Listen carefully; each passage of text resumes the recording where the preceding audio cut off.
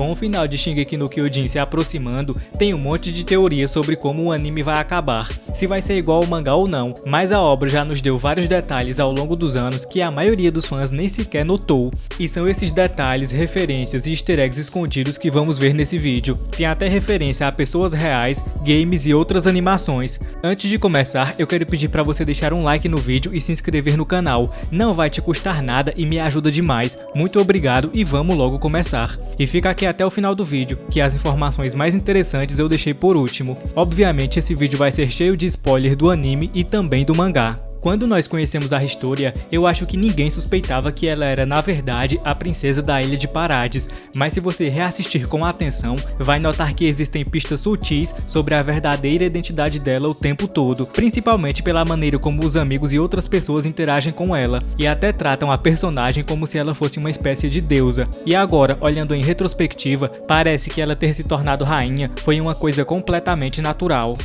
Não é surpresa pra ninguém que o Eren não esqueceu nunca o rosto do titã que devorou a mãe dele. Então quando ele, a Mikasa e o Hannes se deparam com esse titã novamente, eles tentam se vingar. Hannes ataca o titã, que depois nós descobrimos que era Dina Fritz, que tinha sangue real.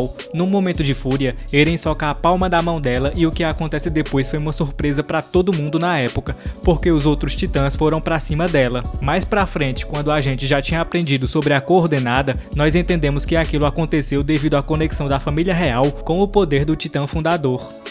Falando na Dina Fritz, ela não foi o único titã que reapareceu pela segunda vez na terceira temporada. Como nós sabemos, foi ela quem devorou a mãe do protagonista, mas também existem vários outros titãs que são familiares, e eles são na verdade os amigos do Grisha que eram patriotas pela causa eodiana. Por exemplo, o velho que devorou o Eren no comecinho do anime, ele é um dos que aparecem ao lado do Grisha e que se transformou no titã durante aquele flashback.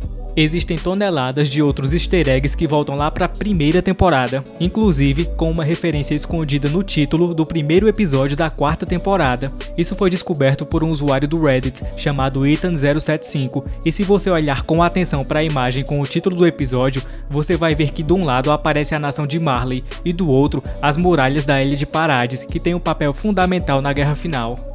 Mas não é só na quarta temporada que eles revisitam os primeiros episódios do anime. Uma das maiores revelações da primeira temporada foi a transformação do Eren no titã de ataque, mas já na primeira temporada tinham pistas que davam a entender desde o começo que ele tinha esses poderes. Durante a seleção dos cadetes, Eren treina usando seu equipamento de manobra vertical, mas ele não consegue se equilibrar e cai de cabeça no chão. Se você prestar atenção no que acontece depois, dá pra notar claramente que começa a sair vapor da cabeça dele no lugar do machucado. Na época, a maioria dos fãs não tinha ideia do que aquilo significava, mas é claro que aquilo já era uma pista dos poderes regenerativos que ele ganhou quando recebeu os poderes do titã de ataque. E Eren não foi o único personagem que teve dicas sobre seus poderes desde o começo. Ainda que a Mikasa não tenha o mesmo tipo de poder que o Eren, os verdadeiros poderes dela e da linhagem Ackerman já são sugeridos no episódio 6, onde ela desperta esse poder para lutar contra os sequestradores. Isso foi revelado na íntegra muito tempo depois, quando ela está discutindo com o Levi sobre a primeira vez em que ela se sentiu mais forte que o normal. E voltando lá por episódio 1, assim que o anime começa, Eren é visto dormindo debaixo de uma árvore, e tem alguns flashes rápidos sobre o que ele realmente estava sonhando, mas depois ele não lembra que sonho foi esse. Só que pegando aquela parte do episódio e colocando em câmera lenta, nós conseguimos ver que existem imagens do titã colossal quebrando a muralha e trechos do titã sorridente devorando a mãe dele. Tudo isso mais tarde se tornou verdade, e isso é, obviamente, uma referência aos poderes do titã de ataque, que pode acessar memórias tanto do passado como do futuro. Pra quem comprou e leu o guidebook de Shingeki no Kyojin, provavelmente já sabe que nele tem uma lista da data de aniversário de praticamente todos os personagens principais. Todas as datas têm algum significado por trás, mas a que me chamou a atenção foi a do Marco. Pra quem não lembra, ele foi um dos cadetes que não sobreviveram à Batalha de Trost, sendo devorado por um titã e perdendo metade do corpo. Coincidentemente, a data do aniversário dele é 16 de julho, que é o exato dia do meio do ano. Pera, pra quem não entendeu, ele fazia aniversário na metade do ano e por coincidência perdeu metade do corpo, se ligou? É meio sombrio, mas esse é o senso de humor do Isayama. Outro personagem com uma data de aniversário significativa é o Armin. Ele nasceu no dia 3 de novembro, que no Japão é considerado o Dia da Cultura. Isso faz sentido, já que uma das paixões do Armin é o aprendizado, principalmente sobre a vida fora das muralhas.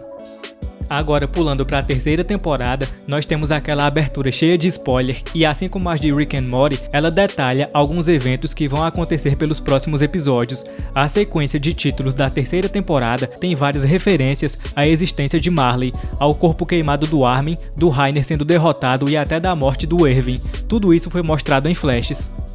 Tem mais algumas coisas que você com certeza perdeu durante a terceira temporada, mas nesse caso o que aconteceu é muito mais comovente e até triste, que é a morte do Marlowe. Isso tem a ver em parte com o seu relacionamento com a Hit. Quando ele aceita o destino frente a frente com o Titã Bestial, a última coisa na qual ele pensa é no que ela estaria fazendo naquela hora. Ou seja, somente no seu último suspiro é que ele se dá conta dos seus verdadeiros sentimentos por ela e sabe que nunca vai poder vê-la novamente. Quando se fala no Rainer, existem na verdade várias dicas sobre sua identidade como titã blindado no anime. Quando o Eren se junta à unidade 104 do corpo de cadetes, ele e o Armin fazem algumas perguntas sobre o blindado e o colossal, sem saber que estavam falando com eles naquele exato momento. Mas se você prestar atenção, assim que o Eren começa a falar sobre o blindado em particular, você vê que o Rainer começa a prestar muito mais atenção na conversa. A luta dele contra o Eren também já tinha sido pronunciada lá no treinamento durante a primeira temporada, inclusive alguns movimentos são bem parecidos com os da primeira luta que eles tiveram transformados. Anos depois, Eren retorna ao favor e ataca Marley, e fala pro Rainer que ele entende porque o protagonista fez o que fez. Agora, mudando um pouco essas referências que davam dicas do futuro da obra e dos easter eggs também, quando se trata de guerra e esportes, geralmente existem paralelos com jogos de estratégia, como xadrez, por exemplo, mas em Shingeki no Kyojin existem paralelos literais entre a obra e o xadrez. Na verdade, é inclusive possível dividir cada personagem pela sua respectiva posição e peça no tabuleiro. Eren é o rei, porque ele é a peça mais importante e precisa ser protegido a todo custo, ou então o jogo acaba. Levi é a rainha, uma das peças mais poderosas e mais importantes do tabuleiro, que pode causar a maior quantidade de dano ao inimigo. Mikasa é a torre, que protege o rei. Armin e Jean são os bispos, um de cada cor, representando a diferença de ideologia entre os dois. Erwin e Randy são os cavalos, considerados peças de confiança. E pro azar de todos os outros, eles são os peões, apenas humanos completamente dispensáveis. Shingeki é sem dúvidas um dos mais bem-sucedidos mangás da história, e não por coincidência, o Isayama faz muitas referências ao Watchmen, um dos maiores quadrinhos americanos de todos os tempos. Na verdade, 2 personagens de Shingeki no Kyojin foram baseados nos personagens de Watchmen, inclusive um dos favoritos dos fãs, o Levi, é na verdade baseado no Rorschach. Ambos são conhecidos pelo seu comportamento frio e cínico, muitas vezes fazendo o papel de anti-herói ou lobo solitário. Erwin Smith foi baseado no Ozymandias, a começar pela aparência, mas a conexão entre eles é mais profunda que isso, com ambos sendo líderes naturais frios e calculistas e sem medo de sacrificar seus seguidores. Voltando para 2013, quando Breaking Bad acabou, poucas séries fizeram tanto sucesso desde então, e sendo tão popular, muitas outras obras reverenciam e homenageiam Breaking Bad, e com Attack on Titan não foi diferente. Na verdade, Hajime Isayama admitiu que era um grande fã de obras ocidentais, como Breaking Bad e Game of Thrones. No mangá nós temos uma referência clara ao advogado corrupto de Walter White, chamado Saul Goodman, que aparece como um titã puro no mangá. Isayama também falou que criou a aparência do Falco baseado no Jesse Pinkman, que era interpretado pelo ator Aaron Paul. Falando no Jesse Pinkman, o plano era que ele morresse na primeira temporada da série, mas eles decidiram não fazer isso depois de verem a atuação do Aaron Paul como o personagem. Em Shingeki aconteceu uma coisa parecida, nesse caso foi com a Sasha.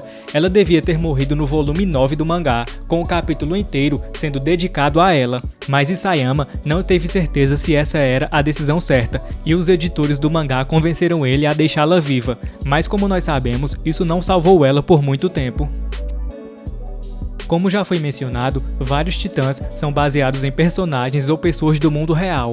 Por exemplo, a forma do titã de ataque é vagamente baseada no lutador de MMA Yushin Okami, principalmente pelo seu físico e estilo de luta. O titã encouraçado do Rainer também é baseado em um lutador do mundo real, que no caso é o Brock Lesnar. Esse é bem mais parecido fisicamente com o titã. Mas agora vamos falar do Kenny, que teve duas pessoas famosas usadas como base para a criação dele. Primeiro, ele foi baseado vagamente no Jack Estripador. Eu digo vagamente porque desde 1891 ninguém conseguiu descobrir a verdadeira identidade dele. Outra inspiração foi o Trevor, que para quem não tá ligado é aquele loucão do GTA V. Falando em pessoas reais que inspiraram o Isayama, você já notou que o penteado da Anne lembra o de uma cantora? Provavelmente não, mas aparentemente foi baseado na cantora canadense Avril Lavigne, com uma imagem dela sendo usada como referência durante a criação da personagem.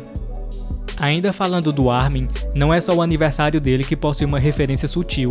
Na real, o próprio nome dele tem vários significados. Em alemão, as conotações do nome Armin são todo, universo, guerreiro e soldado, mas o nome completo, Armin Arlet, também tem uma particularidade, já que para quem fala japonês, a pronúncia do nome completo dele lembra a pronúncia da palavra alumínio, mas para quem fala português, não tem como notar.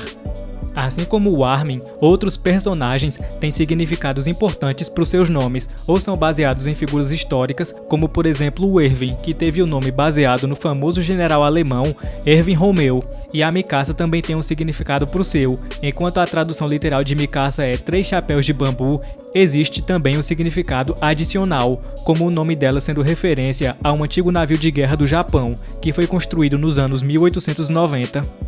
Apesar do Erwin ter seu nome derivado do general alemão e sua personalidade do Ozymandias, sua semelhança principal tem uma referência bem esquisita, que é a cantora Paris Hilton.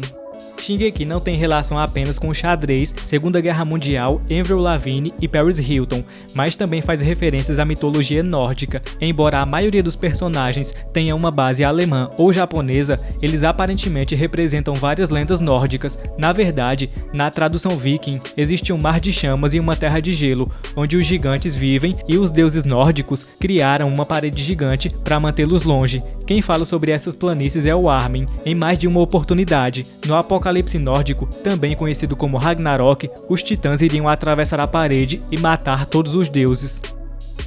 Como já foi dito, a obra é baseada na Alemanha, então não é surpresa para ninguém saber que a cidade principal apresentou uma base real para sua criação, que nesse caso é a cidade de Nordlingen, na Alemanha, considerada uma das cidades mais antigas do país, com mais de 1000 anos de idade. Inclusive, ela tem antigas muralhas medievais feitas para proteger a população na Idade Média.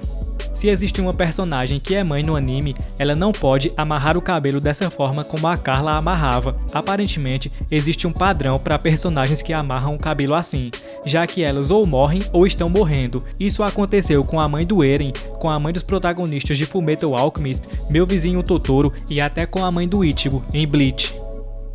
Agora, com o anime chegando no fim, vamos terminar esse vídeo falando sobre o que pode acontecer. Há alguns anos, o Isayama falou que o plano era matar todos os personagens principais da obra e deixar o enredo sem solução, mas isso iria causar uma reação gigante, e ele disse que estava preocupado com a quantidade de hate que ia receber se terminasse dessa forma.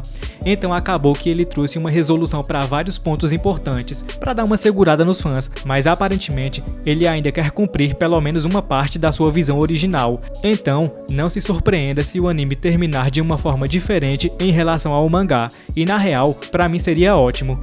Se você gostou do vídeo, clique em gostei e considere se inscrever no canal. Por hoje é isso, muito obrigado pra quem ficou até aqui e até a próxima.